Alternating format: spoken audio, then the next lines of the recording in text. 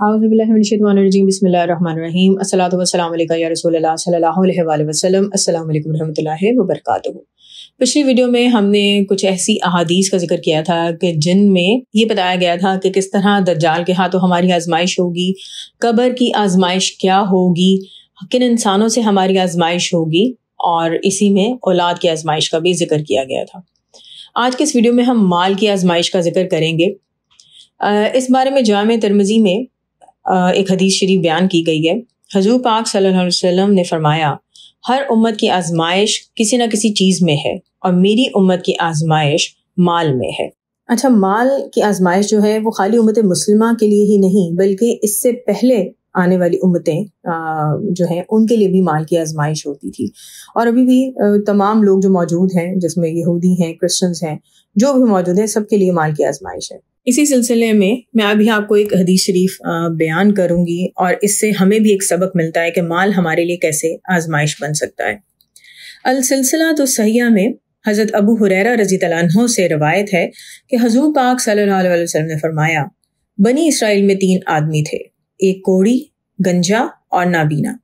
अल्लाह ताला ने उन्हें आजमाने का इरादा किया और उनकी तरफ एक फरिश्ता भेजा। फरिश्ता सबसे पहले कोढ़ी आदमी के पास गया और उसे कहने लगा कि तुम्हें कौन सी चीज सबसे ज्यादा प्यारी है। वो कहने लगा, अच्छा रंग और अच्छी खाल, और मुझसे ये बीमारी खत्म हो जाए जिसकी वजह से लोग मुझसे घिन खाते हैं। फरिश्ते ने उसे छुआ तो उसकी तकलीफ दूर हो गई और उसे अच्छी जल्द मिल गई। फरिश्ता कहने लगा, तुम्हें कौन सा माल पसंद है। वो कहने लगा, ऊंट। फरिश्ते ने उसको एक हामला ऊंटनी दे दी, यानी ऐसी ऊंटनी दी कि जो प्रेग्नेंट थी, और दुआ की कि अल्लाह तुम्हारे लिए इसमें बरकत पैदा कर दे। फिर वो गंजे के पास गया और उसे कहने लगा, तुम्हें कौन सी चीज प्यारी है।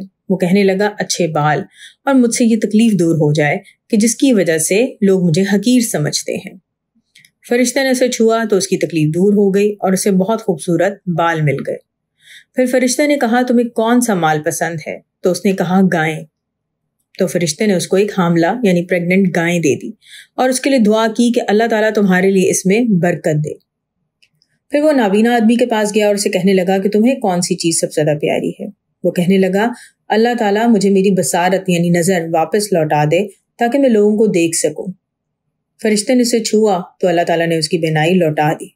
फिर फरिश्ते ने कहा, कौन सा माल तुम्हें ज्यादा पसंद है। उसने कहा, बकरी। तो फरिश्ते ने उसे एक हामला यानी प्रेग्नेंट बकरी दे दी। वक्त गुजरता गया। कोढ़ी के पास फरिश्ते की दुआ के बाद ऊंटों की एक पूरी वादी हो गई, गंजे के पास गाय की एक वादी हो गई, और तीसरा आदमी जो कि नाबीना था उसके पास बकरियों की एक वादी हो गई। कुछ अरसे के बाद वो फरिश्ता कोढ़ी आदमी के पास एक कोढ़ी की हालत में ही गया और उसको कहने लगा कि मैं एक मस्कीन आदमी हूँ, सफर में मेरा सामान खत्म हो गया है, आज मैं अपनी मंजिल पर सवाए अल्लाह और फिर तुम्हारी मदद के नहीं पहुंच सकता। मैं तुम्हें उस जात का वास्ता देकर कि जिससे तुम्हें अच्छा रंग, अच्छी जल्द और माल अता किया है, एक ऊंट का सवाल करता हूँ कि जिस पर बैठ कर मैं अपना सफर मुकम्मल कर सकूं। तो वो आदमी कहने लगा कि मेरे पर बहुत सारे हुकूक हैं। फरिश्ता उससे कहने लगा, शायद मैं तुम्हें जानता हूँ, क्या तुम कोढ़ी नहीं थे जिससे लोग घिन किया करते थे, तुम मोहताज नहीं थे, फिर अल्लाह ताला ने तुम्हें अता किया। तो वो आदमी कहने लगा, नहीं, मुझे तो ये माल मेरे बाप दादा से विरसे में मिला है। तो फरिश्ते ने, जो कि कोढ़ी की सूरत में था, उसने कहा, अगर तुम झूठे हो तो अल्लाह ताला तुम्हें वैसी ही सूरत में लौटा दे जैसे तुम पहले थे। फिर फरिश्ता एक गंजे आदमी की सूरत में उस गंजे आदमी के पास जाता है कि जिसके पास गाय की वादी थी, और उसको भी वही बात बोलता है जो उसने कोढ़ी आदमी से कही थी कि मैं एक मुसाफिर हूँ, क्या तुम मुझे एक गाय दे सकते हो, मेरा सामान खत्म हो गया है। तो गंजे आदमी ने उसको इनकार कर दिया। फरिश्ते ने जब उसको पहली बेबसी वाली हालत याद दिलाई तो उसने भी कोढ़ी आदमी की तरह ही कहा कि ये माल और दौलत सब कुछ मेरे आबा व अजदाद से मिला है। फरिश्ते ने उसको भी कहा कि अगर तुम झूठे हो तो अल्लाह ताला तुम्हें वापस उसी हालत की तरफ लौटा दे। फिर वो एक नाबीना आदमी बनकर उसी नाबीना आदमी के पास आता है और उसको कहता है कि मैं एक मुसाफिर हूँ, गरीब आदमी हूँ, मेरा सामान खत्म हो गया है और अल्लाह के बाद मैं तुम्हारी मदद का मोहताज हूँ, तुम्हारी मदद के बगैर मैं अपनी मंजिल तक नहीं पहुंच सकता। मैं उस जात का वास्ता देकर कि जिसने तुम्हें बेनाई लुटाई एक बकरी का सवाल करता हूँ कि जिसके जरिए मैं अपना सफर मुकम्मल कर सकूं। تو وہ آدمی فرشتے کی یہ بات سن کے کہتا ہے کہ میں نابینا تھا، اللہ تعالیٰ نے مجھے میری بینائی لٹائی، جو چاہے لے لو، جو چاہو چھوڑ دو، واللہ آج تم جو بھی اللہ کے لیے لوگے میں تمہیں منع نہیں کروں گا۔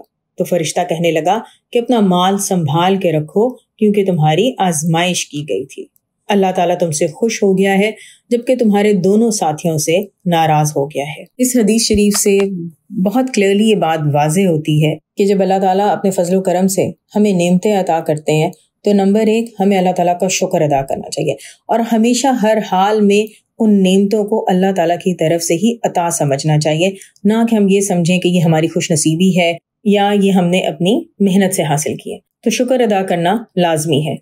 دوسرا جو سبق ہمیں اس حدیث شریف سے ملتا ہے وہ یہ ہے کہ جب ہمیں اللہ تعالیٰ کی نعمتیں عطا ہوں تو ہمیں ان کو دوسرے لوگوں سے بانٹنا چاہیے۔ اس لیے کہا جاتا ہے کہ اللہ تعالیٰ نہ دے کے بھی آپ کو آزماتے ہیں، کیونکہ جب آپ کے پاس مال نہیں ہوتا تو کیا تب بھی آپ اللہ تعالیٰ کے شکر گزار رہتے ہیں یا مایوسی میں چلے جاتے ہیں؟ اور جب اللہ تعالیٰ آپ کو نعمتیں عطا کرتے ہیں تو کیا آپ اللہ تعالیٰ کا شکر ادا کرتے ہیں اور ان نعمتوں کو کیا ان لوگوں میں بانٹتے ہیں کہ جن کے متعلق اللہ تعالیٰ نے قرآن شریف میں بیان کیا ہے کہ آپ اپنا مال ان میں تقسیم کریں، جیسے آپ کے رشتہ دار، مسکین، مانگنے والے، اور بعض جگہ پہ مسافروں کا ذکر بھی کیا گیا ہے۔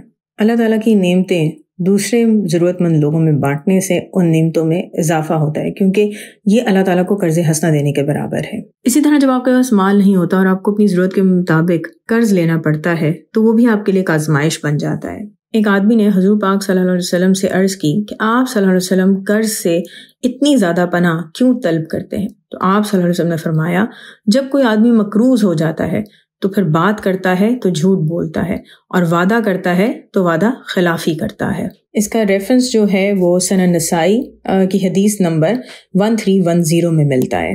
مال کا ہونا نہ ہونا، اسی طرح دوسرے انسانوں کے ہاتھوں آزمائے جانا، یہ سب اس دنیا میں ہماری زندگی کی آزمائشیں ہیں، اور حضور پاک صلی اللہ علیہ وسلم نے ہمیشہ زندگی کے آزمائشوں سے بھی اللہ تعالیٰ کی پناہ مانگی ہے، اور اس سے ریلیٹڈ جو حضور پاک صلی اللہ علیہ وسلم دعائیں مانگا کرتے تھے وہ بھی انشاءاللہ میں آنے والی ویڈیوز میں بیان کروں گی۔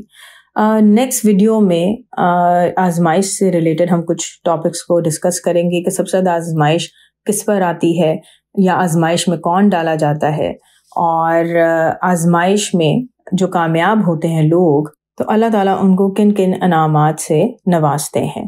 اکثر لوگوں کا یہ سوال ہوتا ہے کہ ہم درود شریف پڑھ کر کون سی دعا مانگیں، ہمیں سمجھ نہیں آتا، دعا مانگیں بھی کہ نہ مانگیں۔ تو درود شریف پڑھ کر پلیز ضرور دعا مانگیں، چاہے آپ کی کوئی حاجت ہے یا نہیں ہے۔ اسی وجہ سے اللہ تعالیٰ نے ہمیں قرآن شریف میں اتنی دعائیں سکھائی ہیں، احادیث مبارکہ میں ہمیں حضور پاک صلی اللہ علیہ وسلم کی زبانی بہت ساری دعاؤں کا معلوم ہوتا ہے۔ اور آج کل کا یہ جو دور ہے، یہ فتنوں کا دور ہے، آزمائشوں کا دور ہے، تو اس سے بہتر طریقہ ہے کہ ہم ہمیشہ ان آزمائشوں سے پناہ مانگتے رہیں، نہ صرف اپنے لیے پناہ مانگیں بلکہ امت مسلمہ کے لیے پناہ مانگیں۔ اللہ تعالیٰ ہم سب کو دنیا اور آخرت دونوں جہاں میں حضور پاک صلی اللہ علیہ وسلم پر بے انتہا درود شریف پڑھنے کی توفیق عطا کریں، سلام بھیجنے کی اور خوب سلام بھیجنے کی توفیق عطا کریں، اور حضور پاک صلی اللہ علیہ وسلم کی محبت، قرب اور دیدار ہر لمحے ہر پل میں نصیب کریں۔ آمین ثم آمین۔ الصلاۃ والسلام علیکم یا رسول اللہ صلی اللہ علیہ وآلہ وسلم۔ السلام علیکم ورحمۃ اللہ وبرکاتہ۔